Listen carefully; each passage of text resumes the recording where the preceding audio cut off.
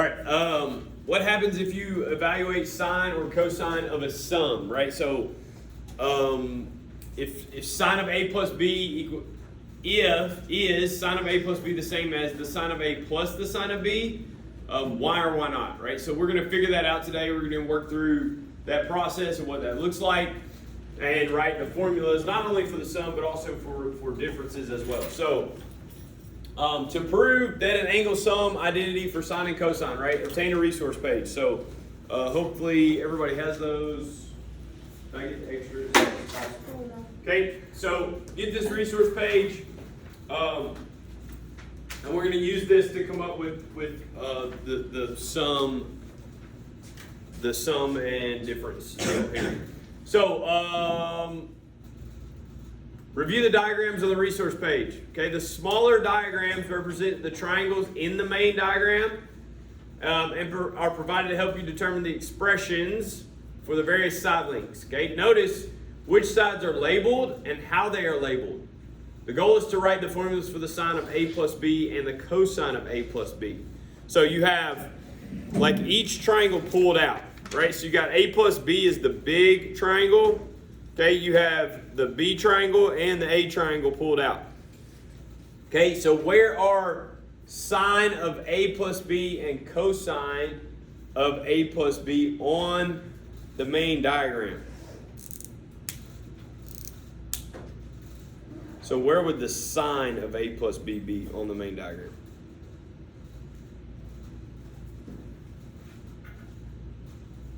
Okay, so think about this, the triangle that's pulled out. Right? Yep, that one. Right? So that's your A plus B triangle. Okay, so where is sine of A plus B?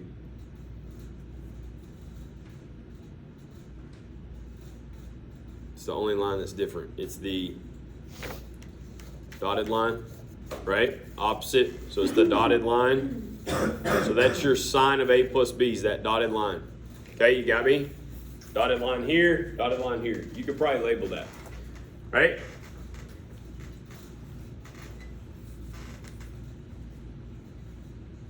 Now, where is the cosine of A plus B?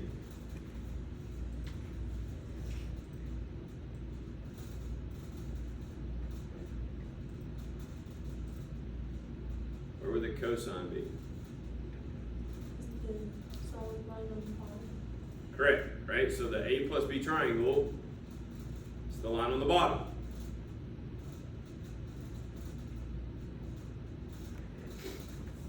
Okay? So we're talking about just to the dotted line, right? To the dotted line.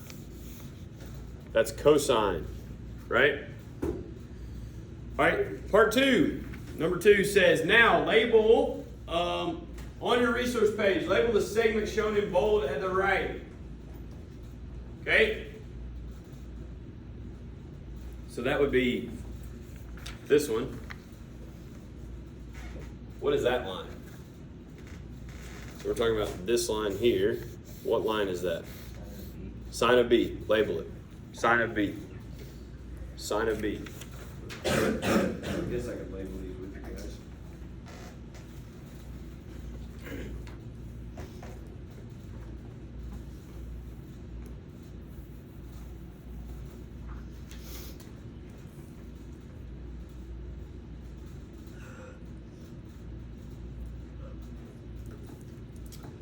Sine of B. Okay, awesome. All right, so now number 3. Okay, why should the base of the triangle shown, right? Why should the base of the triangle, right, shown in bold, be labeled cosine A, cosine B?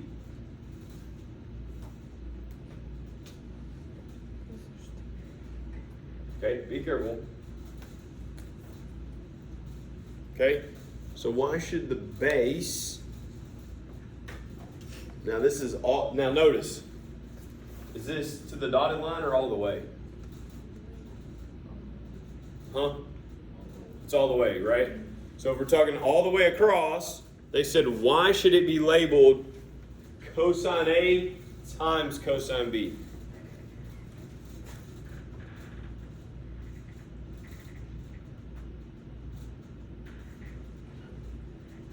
Think about that.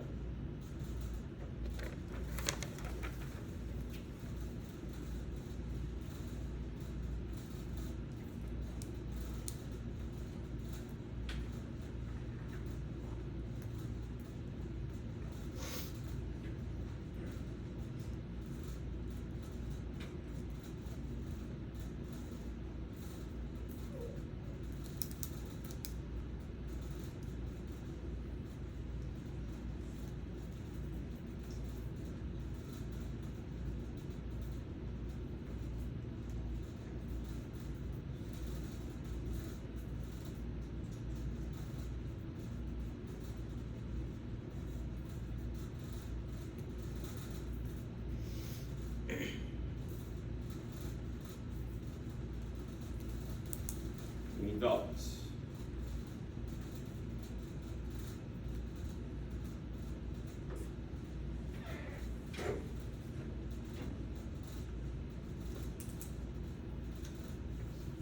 Okay, what is the length of that segment? How would we find that distance? What would it be? How would we find that distance? It's what? What would you think without saying anything? You would think that's the what? This length down here all the way across would be what? The cosine of A, right? Yes? But what's the hypotenuse of that triangle? Oh, it's the cosine of B, right? See that? So what's our rule? If we're trying to find that distance, we would say, hey, that's the cosine of A equals adjacent, some value, over the hypotenuse, which is the cosine of B. How would I solve for X? How would I solve for X? Multiply cosine of B? Yeah? So what is that X value? So what is X? Cosine of A times cosine of B? Yes? Okay, so label that. So that the whole bottom, right? Or the triangle below it, right, is cosine of A times cosine of B.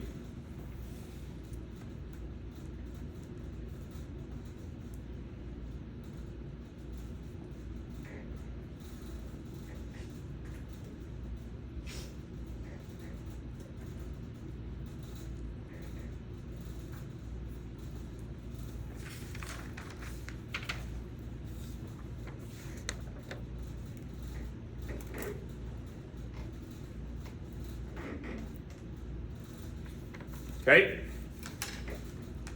Number 4. Now label the angle shown in the diagram to the right. That's this angle. This angle. Hint, it is the same measure as one of the other labeled angles in the diagram.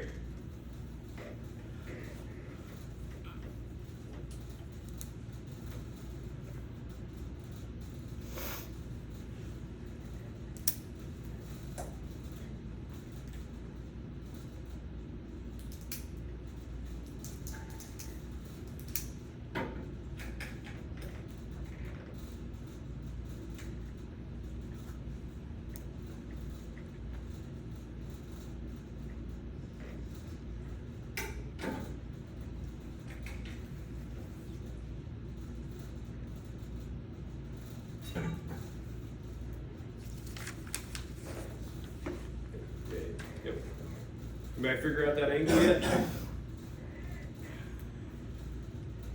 What does that angle have to be?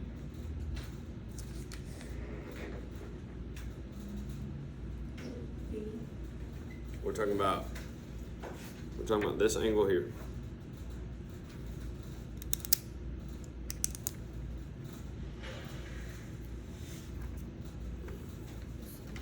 So let's think about that.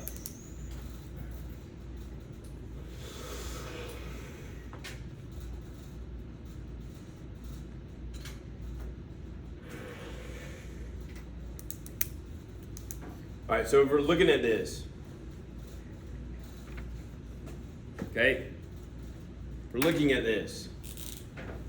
What angle is this? Right here. A. This is 90, correct? Yes? What is this then? 90 minus A? Yes? 90 minus A. Cool? What angle is this? Okay? And this is a straight line, right? So doesn't that have to add to 180? So didn't this triangle add to 180? So I had 90 minus A, 90, then this angle has to be what? A. Has to be A. So that angle is also A, same measurement.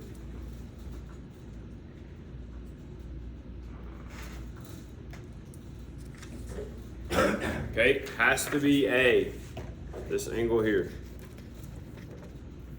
Okay, keep going. Okay, label the side lengths of the top left triangle using your method similar to you used in step 3. So the top left triangle, this one we just created the angle from, right? Let's label those sides. Okay, we're going to label those sides.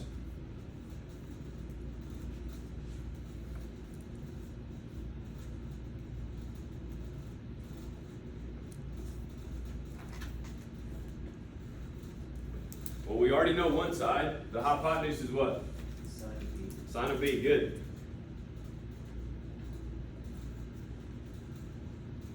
So what's the top side? Times. What's the hypotenuse? Remember this? So what's the hypotenuse for this one? For this one? What's the hypotenuse? So it'd be whatever your angle side I'm trying to find over the sine of B. See, the way we've been doing this is it's been one unit circle, right? Now you have a different hypotenuse. So what is it? So the top would be sine of A times sine of B. Good. Okay. What would be the vertical side?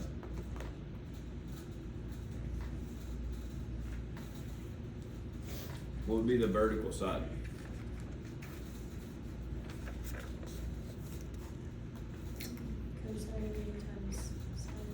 Good. Good. So it'd be cosine of A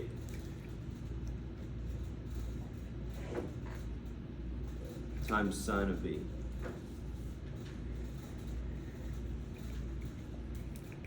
Good.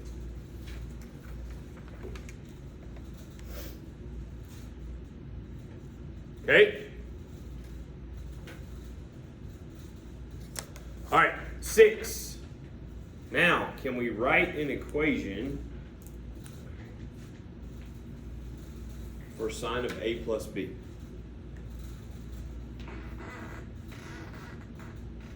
Can we write an equation?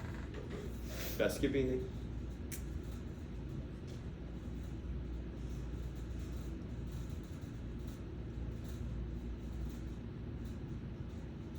I still see one side we hadn't labeled. What's this side right here?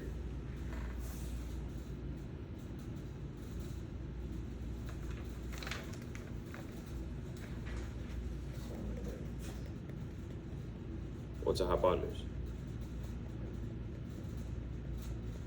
Yes. What's the hypotenuse? So it would be sine of A times cosine of B. Sine of A times the cosine of B. Now, can you write an equation for the sine of A plus B?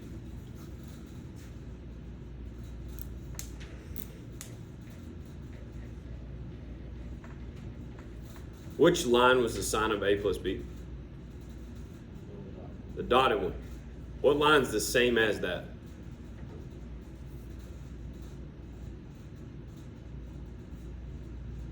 The one on the left? Yeah? Those two together, don't they make the same as that dotted line? So what does the sine of A plus B equal? What's it equal to?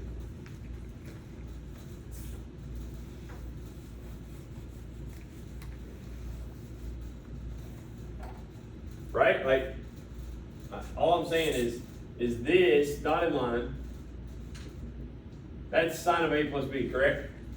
Is it not the same as this? Yes? Okay.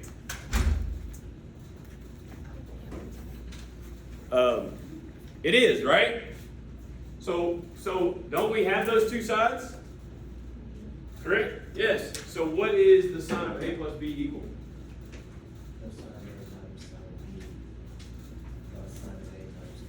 Good. That's it. So sine, here's your sum of angles formula. Sine of A plus B equals, right? And I always use the bottom first, right? It just helps, I remember it better that way, right? So sine of A cosine of B plus cosine of A sine of B.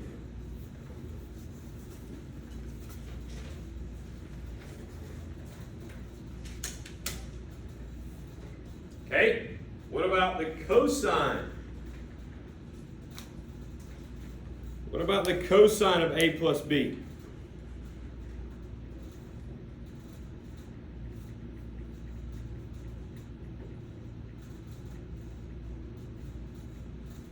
What about the cosine of A plus B?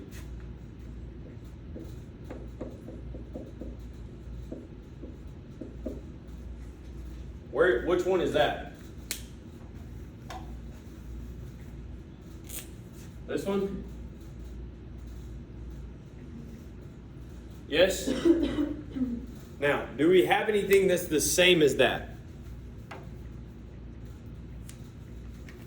No. But what do we have? How could we get there? That's the whole length, isn't it? Could we then subtract out that little part? What is that little part? So we can subtract it, right? Good, so let's do that. So what is that formula? So the whole length is what? Cosine A, cosine B.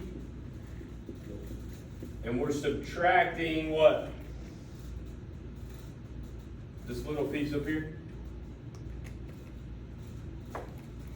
What was that little piece? Sine of A times sine of B. There's your cosine formula. Yes. Where did you get this on your side? So if I take the whole and I subtract out that part, do I get what's left? Yes. Yes. Does that make sense? Yes. So explain that. Great question, right? So I don't have anything equivalent to this, but I have the whole part. And I can subtract out this because I know that side length. Okay, cool. Awesome. Okay, so 108. The angle sum, the angle difference identities come from the angle sum identity. Okay, so complete parts below to get the difference identities. So these were angle sums. Okay, let's get the angle difference identities. Okay, so copy and complete the parts below. Okay, the sine of negative x equals, and the cosine of negative x equals. Okay, so write those down. right? The sine of negative x equals, and the cosine of negative x equals.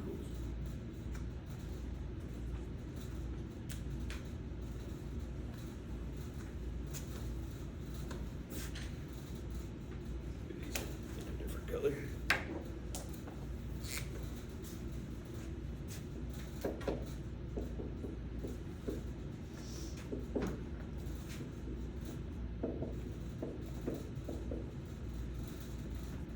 Okay.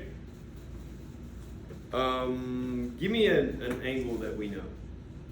Give me an easy one. Unit circle. Pi over 6. What's the sine of pi over 6? Okay, so here's what I want you to do. Sine of pi over 6. What happens when I make this negative? What happens? Sine is the y value, correct? So when I change that to a negative, it changes the whole thing to negative. Right? So think about unit circle, right? If I'm here and I change it to here, that y value, the whole y value becomes negative, correct? What about the cosine? Does it change? So the cosine, when you do this, stays positive, doesn't it? There's still a positive x value? Yes? Good? Okay?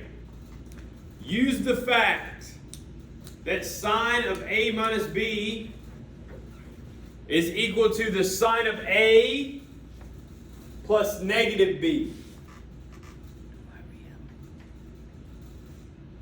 Right? So we're doing the difference identity. We just now have to use what we just figured out. Pretend that b is just negative. Okay? So what happens?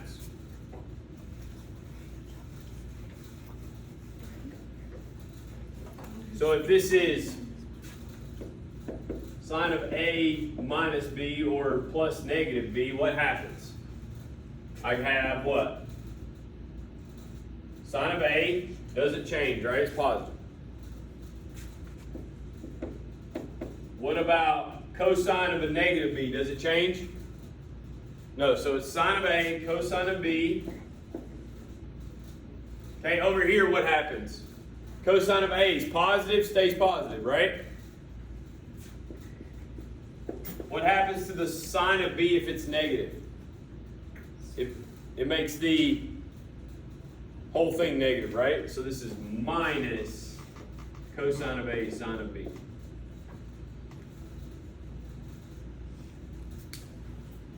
Okay?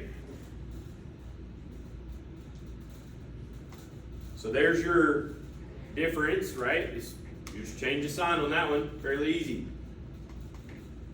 What about the cosine? What happens?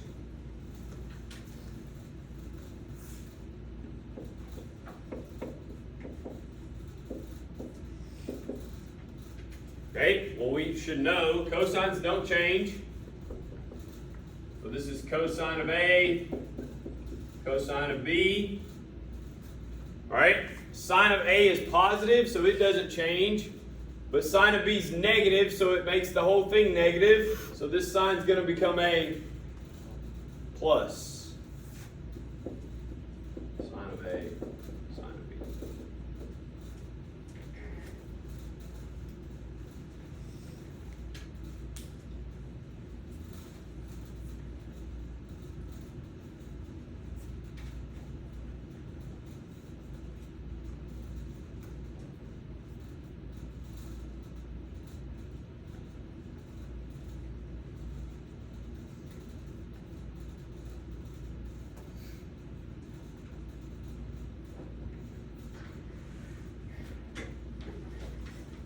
All right, what about tangent?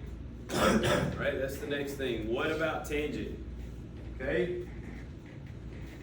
Follow the steps outlined below to write sum and difference identities for tangent, right? So here we go.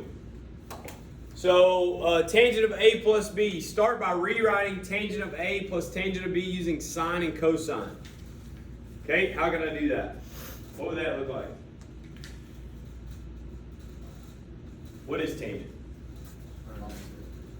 It's just in sine and cosine. It's just sine over cosine, right? So instead of tangent of A plus B, we're going to write that as sine of A plus B over cosine of A plus B, right?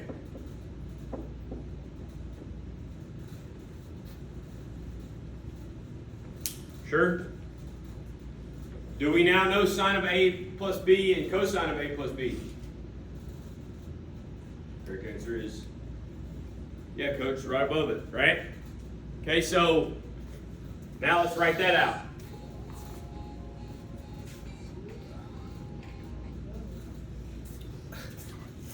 Okay, so sine is sine of A, cosine of B, plus cosine of A, sine of B, I'm out of room.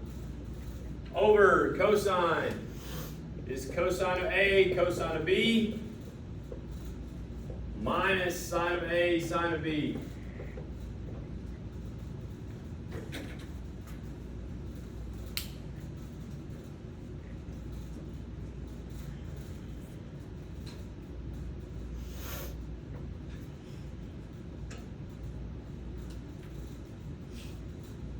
Okay, number 3. The goal is to get the equation in terms of tangent. Okay, since tangent of x equals the sine over cosine. The terms in the equation need sines in the numerators and cosines in the denominators.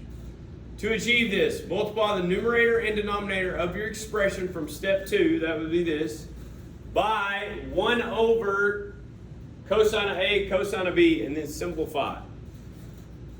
Okay, so we're multiplying the numerator and the denominator by 1 over cosine of A, cosine of B. Okay. All right, so sine of A, cosine of B over cosine of A, cosine of B.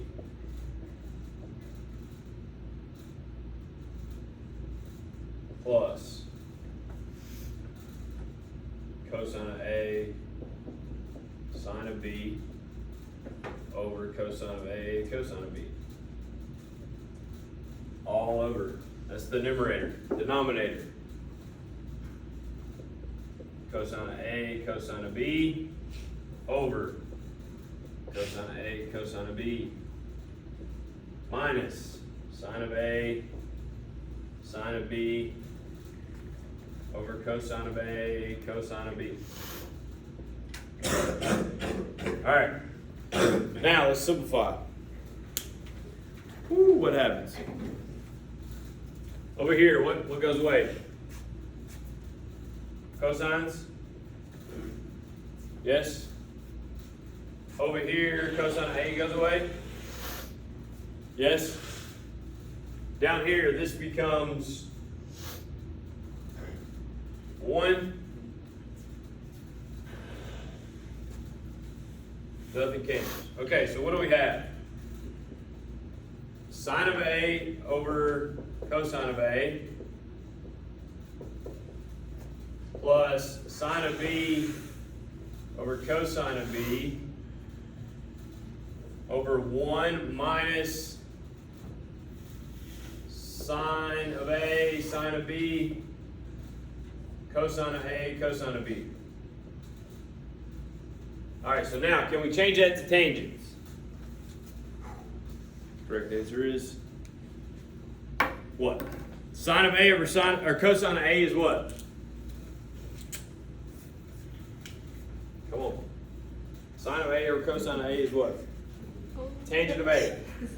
So we got tangent of A plus tangent of B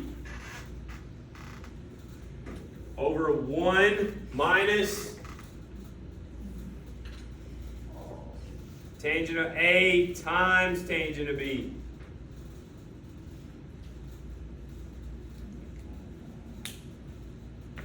Okay?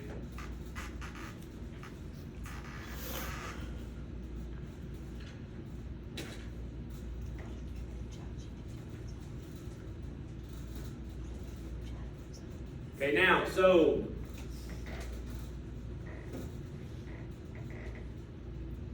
as in the other ones, what do you think is going to happen if we make it negative? The whole thing's gonna turn negative. And careful, right? What happened? When we made this negative, what changed? That sign, right? When we made this negative, what changed? So when we make this negative, what's going to change? That will become minus, this will become plus. Got me? So for your subtraction, right, that's the addition. You make this tangent of A minus B. This is going to become minus, this is going to become plus. Okay? Now, we've made these. I do not expect you to have to remake them, right? It's a memorize it and then use it. Okay? So, why do we need this? Right? Well, here's why. Okay? Use the angle sum and difference identities you developed in this lesson to calculate the exact value of each of the following trig expressions. Begin by rewriting the given angle in a sum or a difference. Okay, so here's the deal. You have a sign, but is that on the unit circle? Is that something you just know right now? No. The key is, can you make it something that you know right now? That's the key.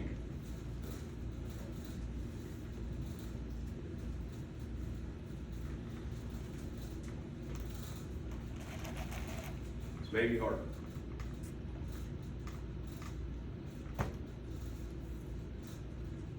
Here's the trick. Use the denominator.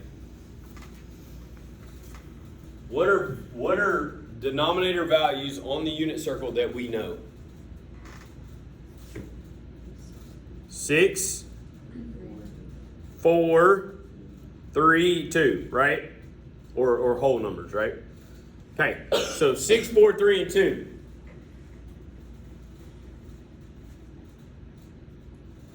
Do we know 12?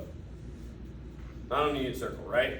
Can we make 12 with a common denominator? Yes? Using what?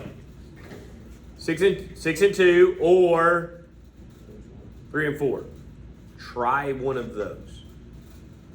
Okay? That's what I would tell you to go to. Okay? So if I make this, say for example 3 and 4. Sine of something over 4 plus sine of something over 3. Right? Sorry. No sine. But plus something over 3. Okay? How would then we make 19? Okay? That's the key here. How would you make 19? Well, I'm going to multiply one side by 3 and one side by 4. Right? Yes, I'm going to multiply this side by 3 and this side by 4. But I need to make 19. Right? Okay, would it be better to add or subtract? Right? Like you can do it both ways. So you could do like 20 minus 1, right? But we don't have a 1. 1's going to be hard there, right? Could we do 15 and 4, make 19? How do we get 15? 5 times 3. So if this is a 5, This would have to be a 1. Would that work? So 5 pi over 4 and 1 pi over 3. Do we know those? Are they both on the unit circle? Yes. So then we go back to this formula and we know sine and cosine for those angles. Okay, so what would this look like? It would be sine of pi over 4. Or 5 pi over 4. Times the cosine of pi over 3. Plus the cosine of 5 pi over 4 times the sine of pi over 3. Okay? And we know those, we could do those.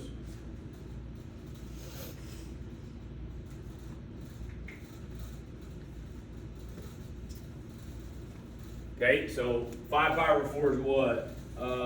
Negative square root of 2 over 2. Cosine of pi over 3 is what? 1/2. Yes? Plus negative square root of 2 over 2 and square root of 3 over 2. Does that look right? So what you got there? Negative square root of 2 over 4 plus negative square root of 6 over 4. I'd leave it. You could add the top, but I mean, you could leave it. I'd add the top, but you could leave it. So you could say negative square root of 2 minus square root of 6 over all over 4. Okay? I'm not going to make you solve the rest of these, but let's get practice in splitting these up. Okay? Let's practice splitting these up. So look at B. Look at B. What could I do to get 5 pi over 12?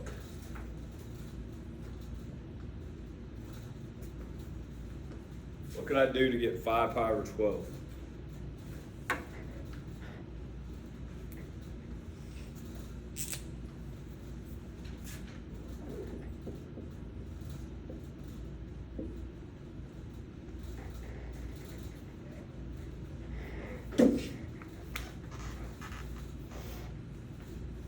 You're gonna try 3 and 4 or 6 and 2.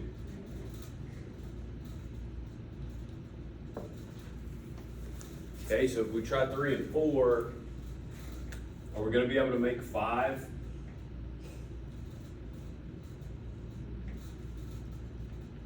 Probably gonna have to do what to get to 5? Because you gotta remember, I'm gonna multiply by 3, multiply by 4. Probably gonna have to do what to get 5? What? Subtract? Yeah, probably subtract, right? So I'm probably gonna have to subtract, and I can switch these, right? Because I need it to be positive, so I can switch them, right? But multiply by 3, multiply by 4. We need a separation of 5.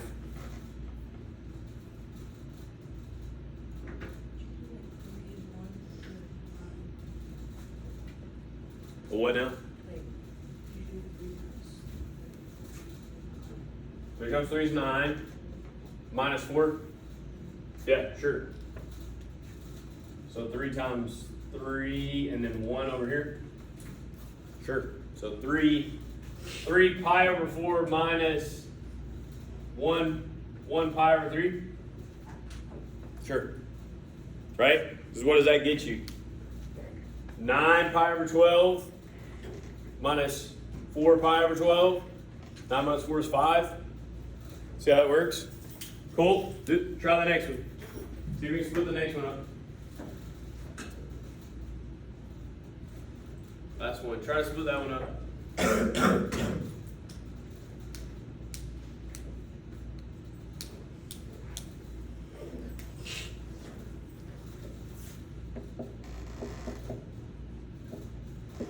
Last one, we'll stop here today.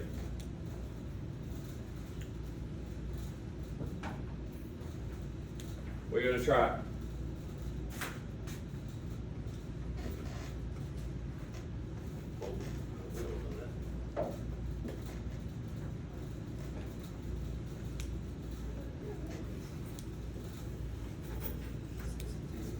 Okay.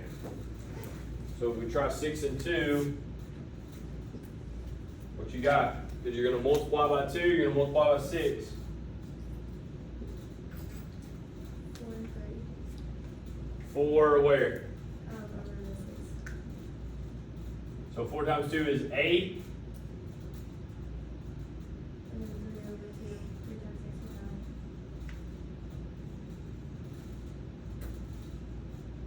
8 plus 9 is 17. So let's go.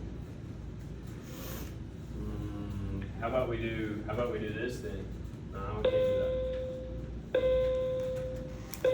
Figure that one out. We're stopping there. Okay, good.